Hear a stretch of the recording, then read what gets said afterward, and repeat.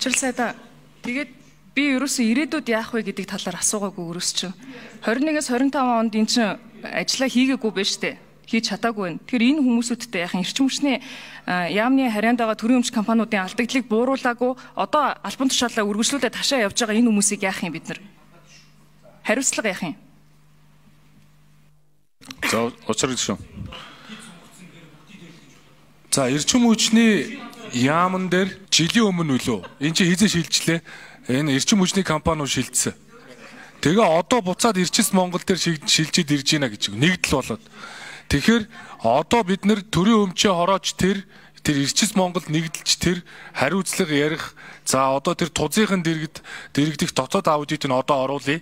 Тэгээ дотоод аудитын дүгнэлтээ гаргах. За ингээд тэр эрчим хүчний компаниуд дээр үнэхээр одоо хариуцлага ярих асуудал байвал одоо бид нар зөвхөн арга хэмжээнүүдийг авна. Одоо л наа чинь нэг Эрчим Монгол дээр ингэж хувьцаа эзэмшиж шилжиж ирж байгаа. Өмнө нь бол яам дээр л байсан гэсэн үг. Ер нь бол цаашдаа бид нар тэр зохицуулах хороон тусгай зөвшөөрлөө өгдөг. За тэгээд ингээд хяналт хэрэгжүүлэлтийг явах ч гэсэн яг засаглал руу нь бол нэгдэл дээр л явах нь зөв. Тийм учраас энэ хариу арга хэмжээг ойрын хугацаанд авна.